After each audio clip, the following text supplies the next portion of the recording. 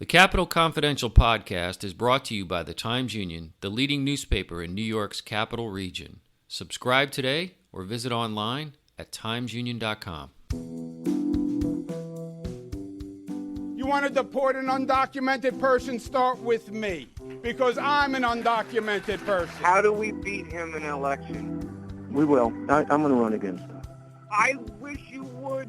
I wish you would, Dad. I would. There are things in here that are unobjectionable because they're not that effective. So yeah, sure, I'll vote for a distinctive license plate. Sure, why not? Jim, you had your press conference at 4 o'clock. You're having a press conference now? That's You're right. talking? I'm having a press conference. Well, now. is this your space here or is it public? No, it's my space. Oh, this is your Don't space. interrupt. Okay. I'm David Lombardo, and this is the Capital Confidential podcast. Well, it's that time of year again, when life as we knew it stops and the budget season begins. Except unlike past years, this holiday is off to a very different start. The most glaring change is the Democratic-controlled legislature, which is churning out major policy initiatives that would have traditionally only been possible through a budget compromise. But that hasn't stopped the governor from throwing seemingly every progressive priority into the Article 7 budget bills, a tack that Assembly Speaker Carl Hastie said isn't necessary, and Deputy Senate Majority Leader Mike Gianaris said won't affect their busy calendar. To break down the big news, high drama, and compelling subplots of the budget, I turn to Newsday's Mike Gormley for his insights. Enjoy the show. The governor unveiled a policy-heavy budget this week, but for the most part, there weren't any major surprises as he laid out most of his agenda since December, including marijuana legislation and seemingly every liberal priority that ever stalled in the state Senate. So what did we learn this week? Well, I think we learned a lot in terms of details of what these proposals are. Now, as you know, a lot of these are Democratic, progressive, liberal, whatever you want to call them, proposals that have been bottled up for a while. Some have become low-hanging fruit. Some of the voter measures to make voting easier and more open for people. A lot of states have done these things already. They just hadn't been done here. The details are important, and many of them came out. Not all of them came out in the budget. What you're setting up now is a different kind of year than we've seen previously. As you know, the governor would come out, put out a budget. Legislature would basically react to it and try to do what they could in a short amount of time as it has to get passed by April 1. Now we've got a legislature that has been talking about being more independent, and frankly, it looks like they're going to be. The legislature going ahead with its own proposals on these same issues and passing them, which would create a situation where the governor can propose his bills in the budget, which is what he's done, but the legislature will go ahead and approve their own bills on these things. We've already seen that with these voting reforms we talked about. He puts out a budget on Tuesday that includes bills that were sent to him to be signed on Monday. And this is the surreal nature of Albany.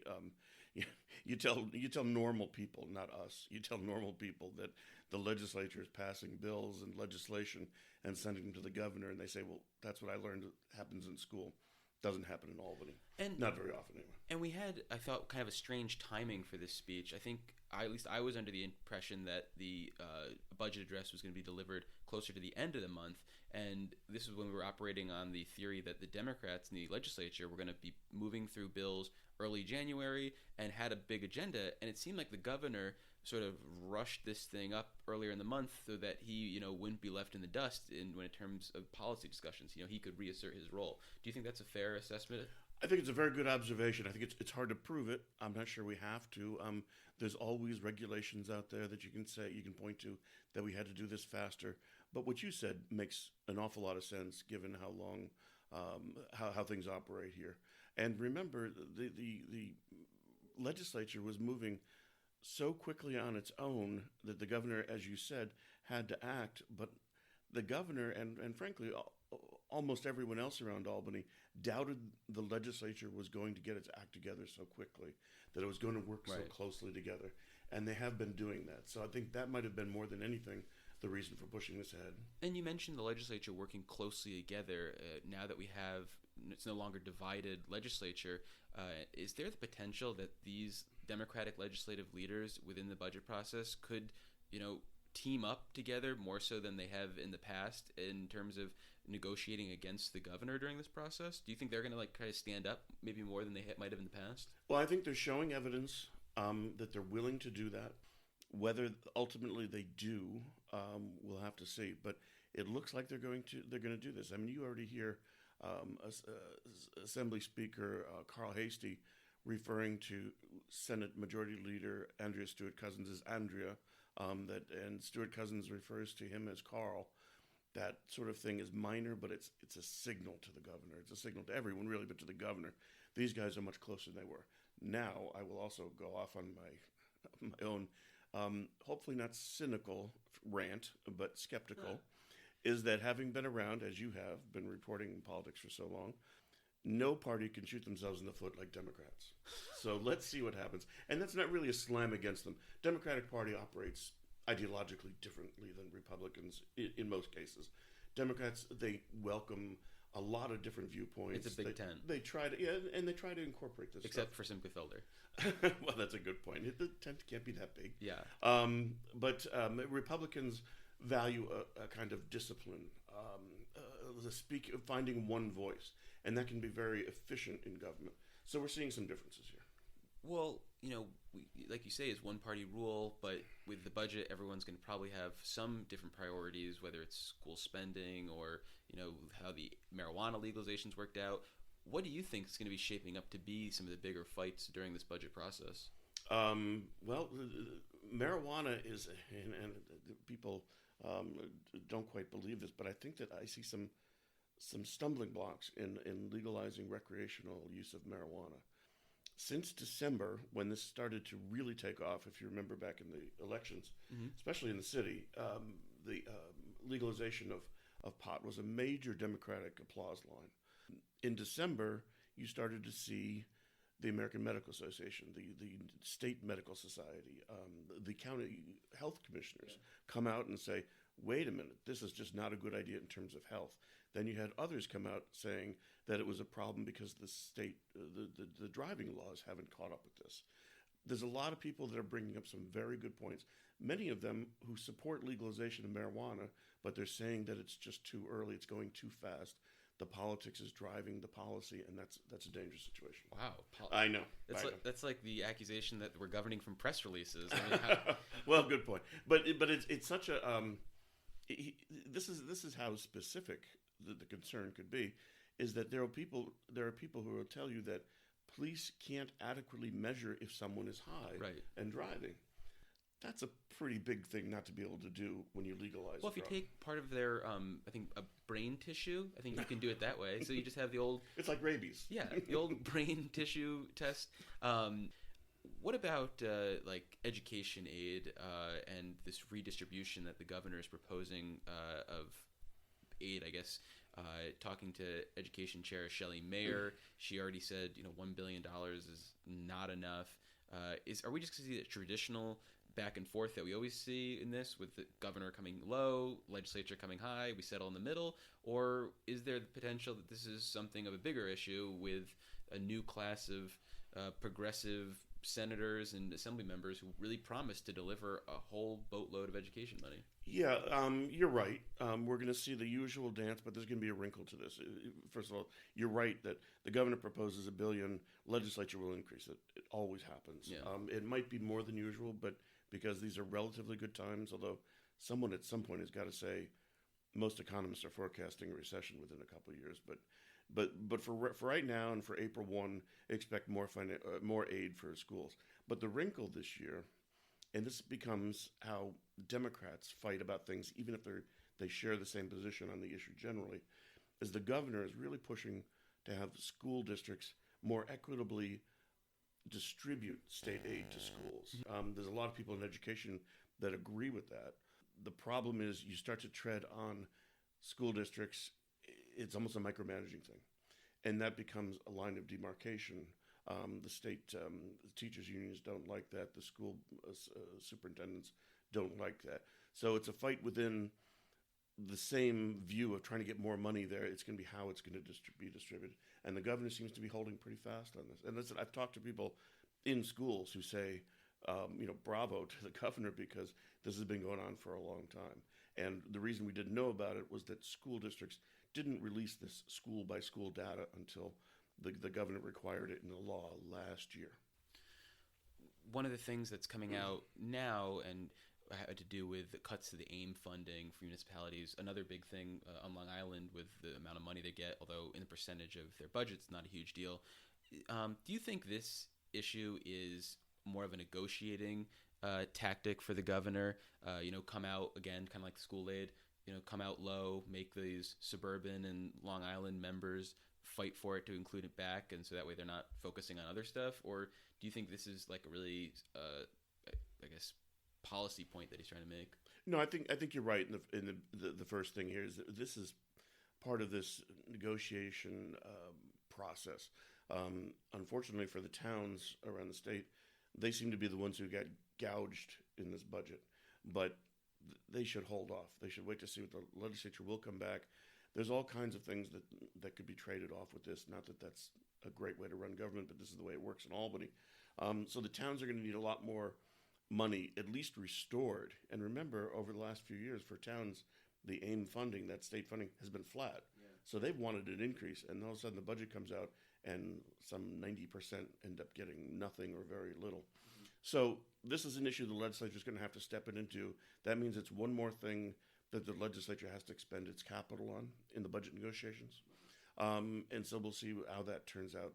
There's a lot of things the governor wants to extract from the legislature, or maybe get them to back off on changes to his programs. And this is where the negotiations come in.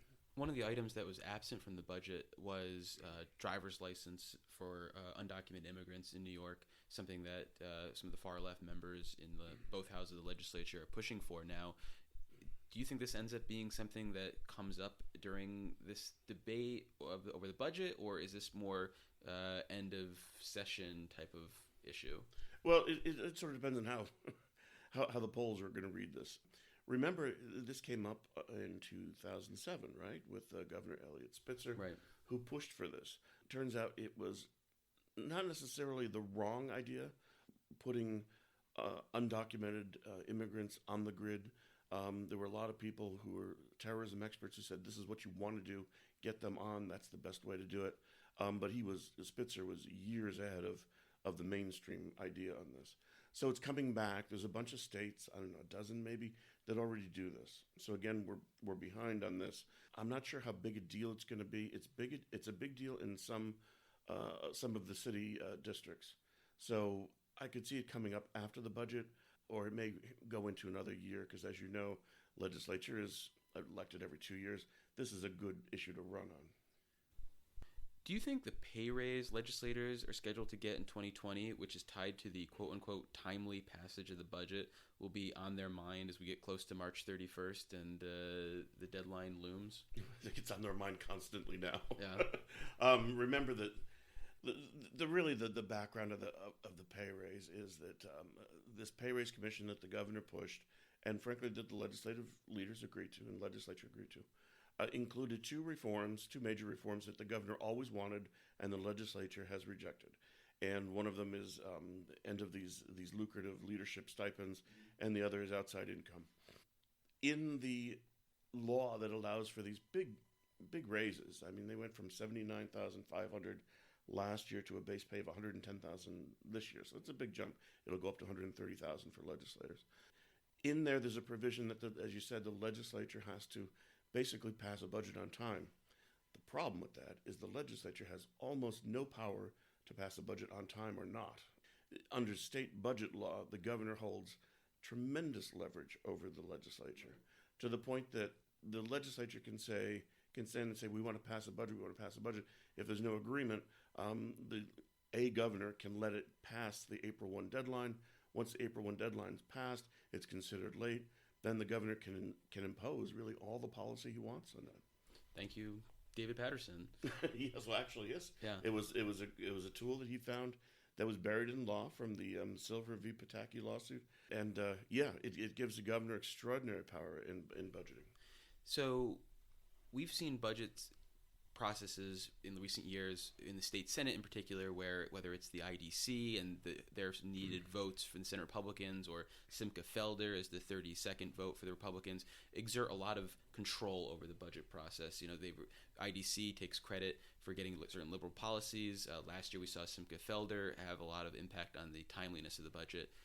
Who could potentially be that sort of player this time around? Is it suburban state senators who are newly elected Democrats, or is it some other potential entity? Well, it's a very good point, because people will look at the new Democratic majority of the Senate, populated by a lot of city Democrats. Yeah. But the concern for that whole conference to continue to stay in charge are these suburban Democrats who were elected on Long Island, some surprisingly so, because there were more than the Democrats had expected, and around the state, particularly through the major suburbs from Westchester through Long Island. That's a very powerful group, and they've got some good ideas, some really good people. But the Senate Democratic Conference, the majority, is going to want to make sure they protect them, because these are also the most vulnerable people in 2 years. The people that the Republicans have a closer shot because of enrollment in those suburban districts. So yes, it's a very important district, but right now it's not a situation, and I wouldn't want your listeners to think that they're forming a separate caucus. No. Because they're not. They're just all working together. Everyone knows where their vulnerabilities are. Everyone knows where their strengths are. And then last thing before I let you go, you already said, admitted to, being a little cynical. So, the budget is taking another stab at certain ethics proposals, as well as some new FOIL requirements that would be placed on the legislature, more so than they are currently. Does that stuff survive, or are those the kind of measures that we can count on to die in a budget, no matter if it's a Republican state Senate, Democratic state Senate, or any sort of political state Senate? Well, I think you're talking about a big bag of stuff. Yes. The Freedom of Information Law, which you and I use a lot to get government records, there's not really a big advocate for that in there. It's something the governor... Bob Freeman, and that's about it. and the LCA. All of us, yes. It's something that the governor throws at the legislature, because the legislature, when it adopted this right after Watergate in the early 1970s, omitted or kept the legislature out of it. So you really can't use the full Freedom of Information Law to get records out of the legislature. Not that there's a lot that we need out of that, but... So the governors always, and all governors actually, have bristled at that. But the idea that anyone's going to go to the mattresses on this, it's very unlikely. Now, the ethics measures are different. You get some very, very aggressive and smart legislators that are investigating the Cuomo administration, not for criminality, but to get greater accountability, greater visibility, transparency of contracting. So that's the kind of thing they're pushing for. Those things could come through. I consider that more like procurement reform, and I think you're going to see something like that, because there's a big push in the legislature for that. Well, Mike, I really appreciate your time, and I look forward to staring at doors in the Capitol with you as we wait for even more news to break on this fun budget. Always a pleasure. And that's the podcast. My thanks to Mike Gormley of Newsday for lending us his time.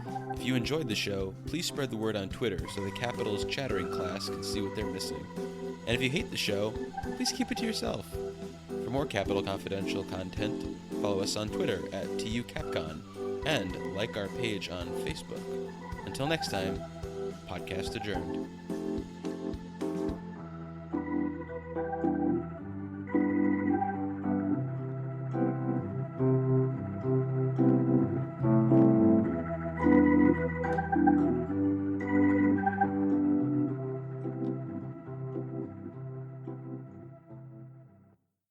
Just heard I tried to get you.